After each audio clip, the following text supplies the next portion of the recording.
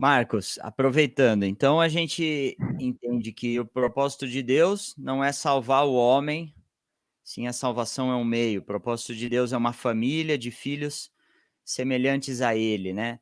Mas Sim. conta um pouco mais para a gente como que é viver o propósito de Deus na prática. O que muda para sair daqui dessa frase que talvez às vezes a gente até conhece e vir para cá e passar a fazer parte do nosso dia, né? Como que a gente vira participante desse propósito?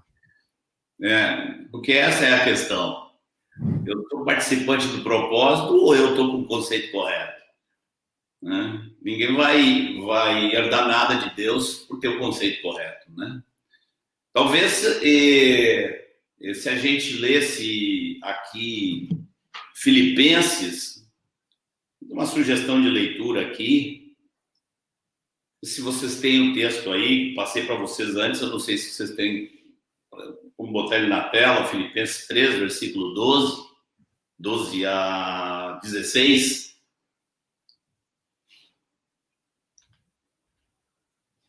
Já você tinha criado aí? Tá, vou tentar compartilhar aqui, peraí. Um minutinho, vamos ver se dá certo. Ah, foi o que você me mandou, né? Eu compartilho. Tá aqui. Pronto. Foi. Olha aí, vamos ler aí. Não que eu tenha, aí é Paulo falando na sua carta aos Filipenses, né? E ele insistia muito no tema da perfeição. Mas o que ele diz sobre ele aí? Mas nós vamos ver a questão da postura. Não é uma questão de conceito e não é uma questão de ter alcançado a perfeição. É uma questão de postura. Não que eu tenha já recebido ou tenha já obtido a perfeição, mas prossigo para conquistar aquilo para o que também fui conquistado por Cristo. Irmãos, quanto a mim, não julgo havê-lo alcançado, mas uma coisa faço, esquecendo-me das coisas que para trás ficam, olha a atitude, e avançando para as que diante de mim estão, prossigo para o alvo. Qual era o alvo? Perfeição em Cristo. Prossigo para o alvo, para o prêmio da soberana vocação de Deus em Cristo Jesus. Interessante o que ele vai dizer agora. Parece quase uma contradição. Todos, pois que somos perfeitos, tenhamos esse sentimento. Como é que ele diz todos os que somos perfeitos? Tenhamos esse sentimento. Se lá no começo ele tinha dito, eu não obtive a perfeição. E agora diz, nós somos perfeitos. Você vê que ele está dizendo assim, eu não sou como Cristo ainda, mas a atitude era perfeita. Essa atitude aí é que faz a diferença. A questão não é se você está entendendo qual é o propósito eterno de Deus, mas se você está com sua vida dedicada a isso, né?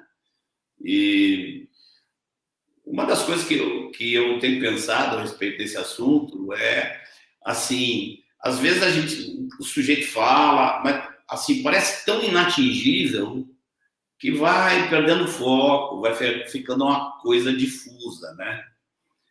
E eu acho que a gente precisa ter, assim, coisas simples e objetivas para, assim, saber que nós estamos nesse caminho. Isso é um caminho, nós estamos andando no caminho ou sentamos e paramos à beira da estrada, essa é a questão, né?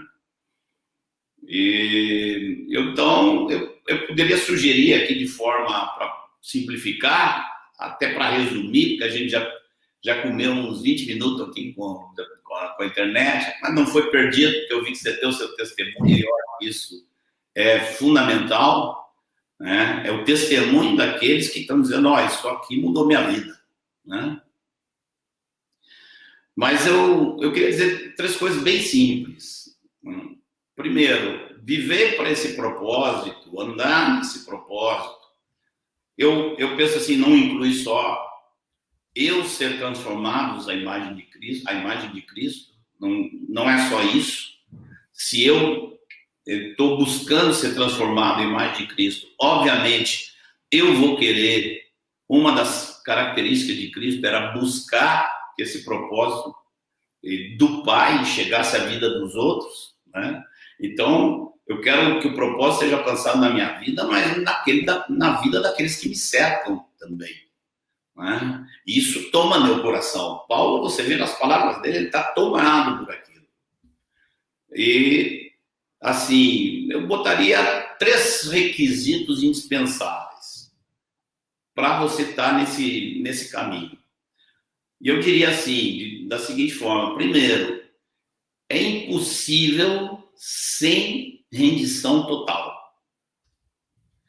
Não existe, não tem como desassociar o evangelho do reino, aonde Jesus é o rei de sua vida.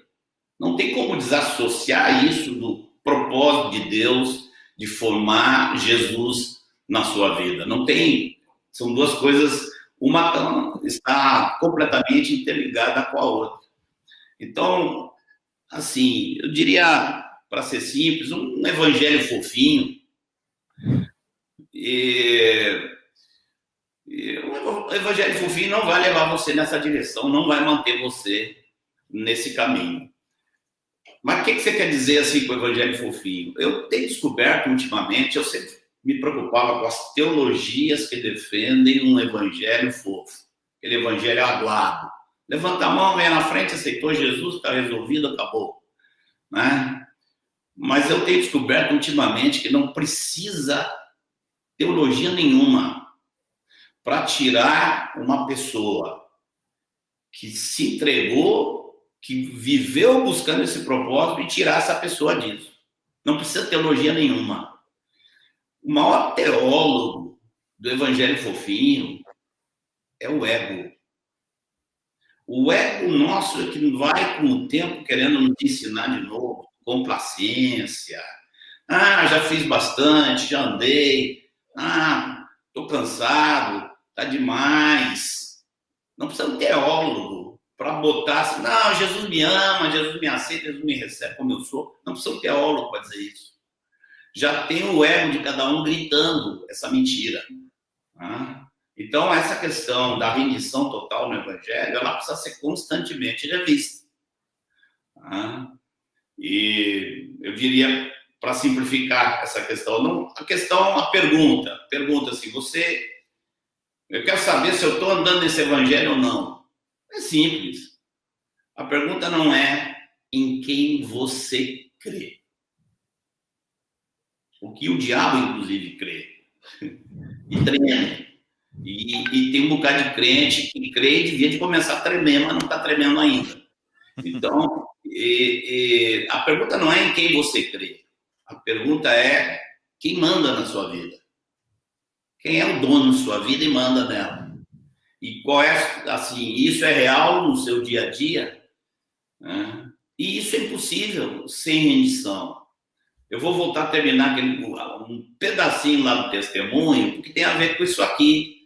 Porque eu estava contando para vocês que Deus disse assim, ó, larga aí o Instituto Bíblico. E, uma semana depois, aquele Instituto Bíblico estava fechado, porque todo mundo estava ali entendendo o Evangelho do Rei, estava todo mundo dizendo, ó, isso aqui não é o caminho. Tem um caminho mais excelente. Pegar e aprender, sentar para estudar, tirar nota de teologia boa, não é o caminho. Mas isso não foi o mais forte. Foi que Deus ali, logo depois que Deus me disse, ó, você está curado. Eu me agarrei, me apeguei, e Deus me deu uma outra ordem. Deus me disse assim, ó, vai lá, você já entregou sua vida para mim, né? Comecei, naquela época, ali, estava começando a entender o Evangelho do Reino, com a ajuda desse irmão, Moacir, que eu já citei aqui, e Deus disse assim, bom, agora você entregou sua vida para mim, então faça o seguinte agora você vai lá e entrega sua vida para o presbitério. Diga para o presbitério que o que eles mandar você vai fazer. E eu, amém, vamos lá. E eu, que coisa...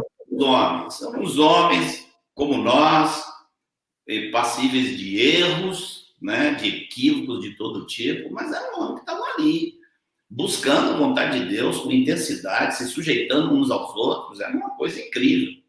Então, eu fui lá e disse, Deus mandou entregar minha vida na mão de vocês. E eu tô aqui. Se vocês quiserem que eu largue meu emprego lá para vir ser o zelador aqui, tinha um lugar lá de reunião e tal. Se vocês querem que eu venha varrer o chão, eu venho varrer o chão. Se vocês mandarem, eu faço. Aí viraram e disseram, volta, vai lá pro teu trabalho, fica lá no teu trabalho, nós vamos orar. Eu pensei que eles iam orar um ano, né? Mas eles oraram um mês e me chamaram. E me disseram, você está firme naquela disposição? Eu disse, não tem dúvida, Deus mandou, eu não vou voltar atrás aqui, não. Então, eles disseram, então pede demissão do teu emprego, que você vai para a Bahia. Então, já no dia seguinte, eu estava lá com a carta de demissão, todo mundo me chamando de louco, porque para a ciência eu era um homem morto, né? Tinha esposa, um filhinho recém-nascido, né? E não, o filhinho estava para nascer, faltava ainda aí um mês para ele nascer, coisa desse tipo. Então, e aí você se vê ali, você abre mão de tudo, né? Mas como é que você vai fazer um... Quer dizer, eu fui louco. Aquele presbitério foi mais louco que eu. Mas assim, Paulo era louco, Pedro era louco, e aí o evangelho é loucura. Então, se você não está disposto à loucura, então nem comece. Porque a loucura da cruz, Jesus se entregou todo e disse, você quer casar comigo? Se entregue todo também. Então, esse é o evangelho. Então, se a pessoa não tem isso, com essa rendição plena a Cristo, que também pode se tornar uma coisa teórica, a pessoa chega na igreja, ouve, muda de atitude, se arrepende, Deus vai ser o dono da sua vida, né? Mas a grande questão que tem que perguntar todo dia é se isso é palpável na nossa vida, né? E eu diria, assim, essa rendição total, que é a primeira condição, é impossível sem essa rendição, mas essa rendição total, ela deve permanecer. Ela tem que permanecer, né? Muitos se extraviam por cuidados dessa vida, por coração esfriado, às vezes por ganância, por orgulho. Eu tenho visto muita gente se desviar desse propósito de Deus e simplesmente por orgulho, né? Intocabilidade. Eu descobri nos últimos tempos mais uma coisa que está assim tirando alguns completamente do caminho. Casamento ambicioso. Um casamento onde a pessoa está casando porque quer o outro para ela. Quer dizer, eu quero essa mulher para mim. E só tem isso. É óbvio que é lícito você dizer, eu quero essa mulher para mim. Você desejou casar, mas o casamento é praticamente o oposto disso. O casamento, segundo a Escritura, é dizer, bom, eu vou viver para essa mulher. E a mulher é a mesma coisa. Então, um casamento que não tem essa perspectiva acaba tirando muitos do processo. Né? Segunda coisa que eu diria que é impossível alcançar o propósito, andar no propósito de Deus, buscar o propósito de Deus, é impossível sem andar no Espírito. Isso é muito claro nas Escrituras. Já lá no início, quando Deus começou a se manifestar na terra, chamou um homem chamado Abraão, e numa das conversas com ele, Deus disse, anda na minha presença e ser perfeito.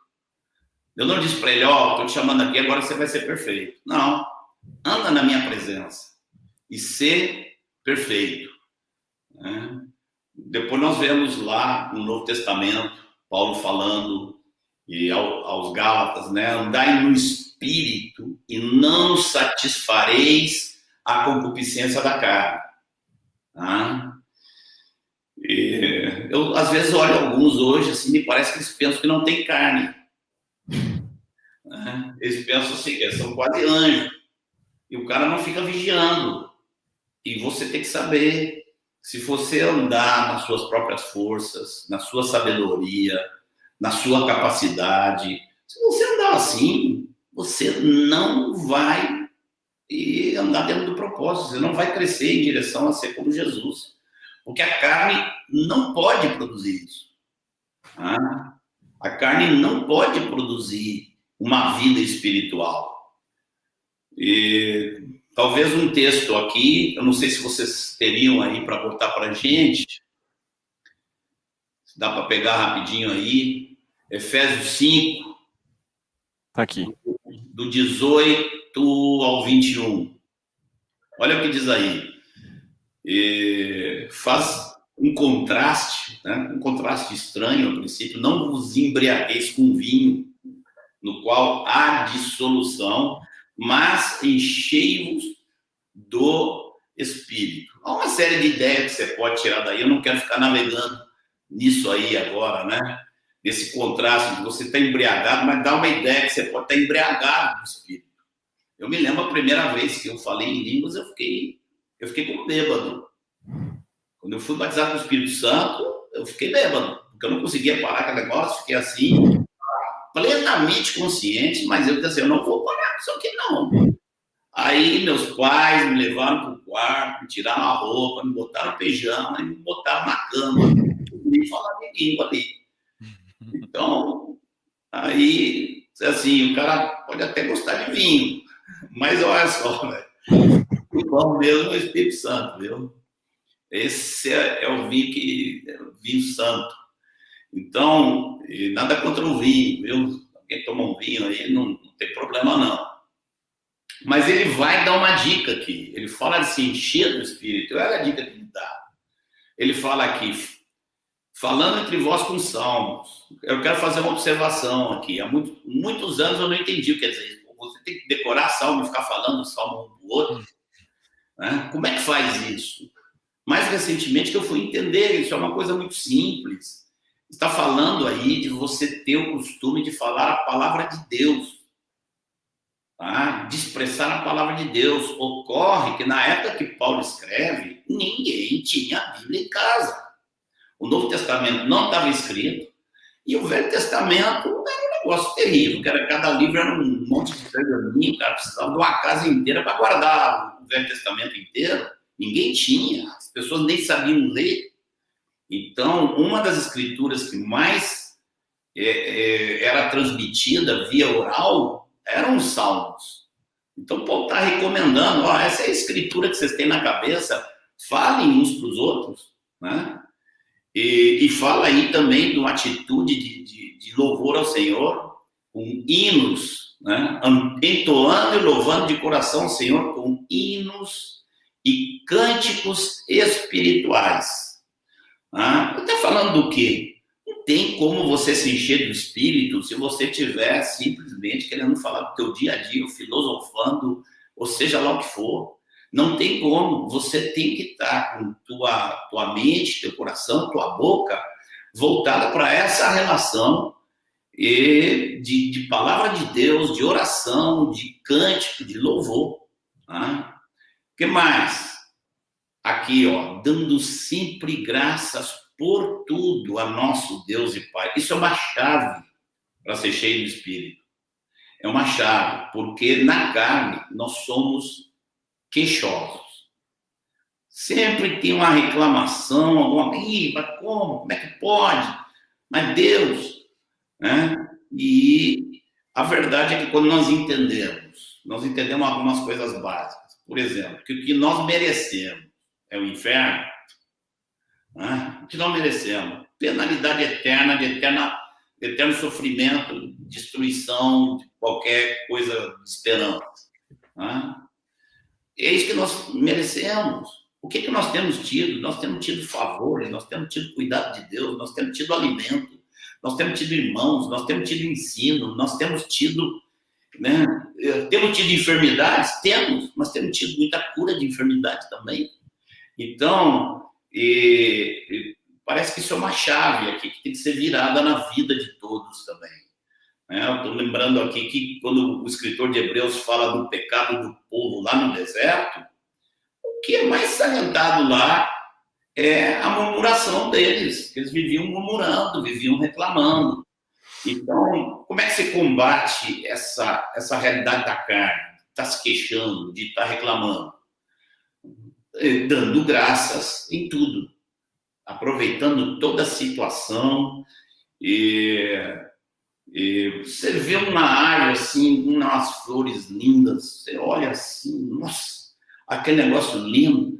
Então, dê graças ao Senhor pela expressão dele naquelas flores. Pega as coisas mais simples do dia a dia e dá graças ao Senhor. Essa é uma dica para andar no Espírito. E, por fim, ele diz assim, dando sempre graças por tudo a nosso Deus e Pai, em nome de nosso Senhor Jesus Cristo. E os grandes pregadores de espiritualidade, na maioria das vezes, esquecem esse último ponto. Sujeitando-vos uns aos outros no temor de Cristo. Rapaz, na história da igreja, todos que dizem não, todos não diga isso, Marcos. Generalizar não pode. Mas, assim, na história da igreja, e muito comum, pessoas que começam, estou entendendo a palavra, estou cheio de espírito, e daqui a pouco não precisa de mais ninguém. E ela vai para o oposto, porque não se sujeitar uns aos outros é fruto simplesmente do orgulho. E o orgulho é o oposto de Cristo. Eu tenho dito para alguns assim, você está querendo ser semelhante a Cristo? Faça o seguinte, aqui, ó, Cristo está num extremo, o diabo no outro. A primeira coisa que você tem que fazer para não ser semelhante a Cristo é olhar assim para ver como é que o diabo é e dizer assim, eu não vou ser nada disso, e foge. Se você fugir desse extremo aqui, você vai se aproximar do outro. Né? Então, qual é o princípio básico da rebelião satânica? É a independência e é o orgulho. É o orgulho, a vaidade, a independência. Né? Então, é muito comum, hoje se vê muito ainda disso, isso está espalhado em tudo que é lugar. Gente que diz assim, não, porque o Espírito Santo, daqui a pouco estou cheio de dom, estou cheio disso, pronto, não preciso mais ninguém, não me sujeito a ninguém, não preciso conferir nada com ninguém. Então, não sabe que nessa hora mesmo ele está se opondo ao Espírito de Cristo. Essa seria a terceira condição, né? Primeiro, é impossível sem rendição total. Segundo, é impossível sem andar no Espírito. E terceiro, é impossível sem sujeição ao corpo, sem sujeitar-se aos irmãos, né? Quem há, diz a Bíblia assim, quem há que possa discernir as próprias faltas? Tá? Quem pode discernir as faltas do Marcos? Quem? Bom, eu vou dizer assim, primeiro, obviamente, Deus. Mas às vezes o Marcos pode ter dificuldade de ouvir a Deus, né? Tem uma área lá que o Marcos... Então, a primeira pessoa que pode discernir as faltas de Marcos se chama Dona Rejane. Ela mora aqui comigo, ela vê minha cara todos os dias, tal. Quando eu vejo que a cara dela assim não tá boa, eu digo, será que eu não estou amando ela, como Cristo mandou ela amá-la? A si mesmo se entregou por ela, disse que é para eu amá-la desse jeito. Então, não quer dizer que ela é perfeita, não quer dizer que ela não erra, né? É uma arte, viu? Você saber quando é que a mulher está querendo abusar, e quando é que não, quem errou aqui fui eu. Isso é uma arte, né? Que faz parte do processo. Mas, basicamente, isso, né? Inclusive, eu preparei aqui, depois, se vocês quiserem colocar mais para o fim aí, eu preparei um questionário, porque eu quero dizer assim, ó, não adianta você ficar ouvindo. Se você ouve João, ouve Hélio, ouve Marcos, ouve Sérgio, ouve esse, ouve aquele. Você tem o risco, você corre o risco de ser, como diz Tiago, um ouvinte, um mero ouvinte. Né? Então, uma das principais garantias para não acontecer isso é você estar em relações estreitas. Por isso a palavra de Deus fala, lá em Efésios 4, fala de você ouvir, sim, porque tem apóstolos, profetas, evangelistas, pastores, mestres. Então você tem que ouvir, é óbvio, você tem que ouvir, mas é conferindo aquelas coisas no dia a dia com pessoas de relação estreita com você. A Bíblia fala ali de juntas e ligamentos. No versículo 11, Efésios 4:11, fala dos ministérios ali específicos. Mas quando chega no versículo 16, vai falar de todo o corpo bem ajustado, consolidado pelo auxílio de toda a junta. Eu me lembro lá, 40 anos atrás, quando a gente estava começando a entender essas coisas, eu dizia assim, mas não entendo o que quer dizer esse negócio de junta e ligamento. Eu me lembro, Deus falou assim, mas é simples demais. Você sabe o que é um membro do corpo de Cristo, porque você sabe o que é um membro no corpo humano. Eu estou usando uma analogia. Aqui eu estou usando outra analogia. Existe no corpo humano uma coisa chamada juntas e ligamentos. E se você souber o que é isso no corpo humano, você vai entender a analogia. Então eu fui atrás de quem? Eu fui atrás de dicionário, eu fui atrás de médico. Falei com minha irmã, que era médica, o que são ligamentos? Não, é um negócio lá. Fui no dicionário, fala dos órgãos internos estarem ligados entre si e principalmente os membros, né? Então aqui tem um membro, aqui tem outro, mas aqui tem uma junta, que é o cotovelo, e por dentro dela passa um ligamento. Né? Quando a gente começou a entender isso, a gente começou a usar aquela figura, né, da sacola de membros. O cara vem com uma sacola nas costas. O que você tem aí? Não, eu tenho um corpo humano aqui dentro. Como tem um corpo humano? Tem um corpo humano? Não, tem um homem todo, tem um homem inteiro. Chega lá, abre, está o corpo todo esquartejado. Então, muitas vezes a igreja, muitos irmãos vivem assim, como se a igreja fosse uma sacola de membros, sem ter essa relação estreita. Por isso que eu estou dizendo, eu quero preparar questionários em todas as pregações que eu vou fazer daqui para frente, para que os irmãos estejam assim, ó, bom, agora o que eu faço com isso aqui? Pega o texto, revisa, se junta com alguém que lhe conhece bem, pode ser alguém no mesmo nível de maturidade, que a gente costuma chamar de companheirismo, pode ser e deve ter também na sua vida alguém mais maturo, em quem você confia, com quem você se abre, e essas relações são para isso, são para pegar a palavra de Deus e mastigar. Então, se vocês permitirem, se vocês acharem bom depois, vocês podem botar um questionário aí que eu montei aí sobre esse assunto aí, para revisão daquilo que a gente conversou aqui.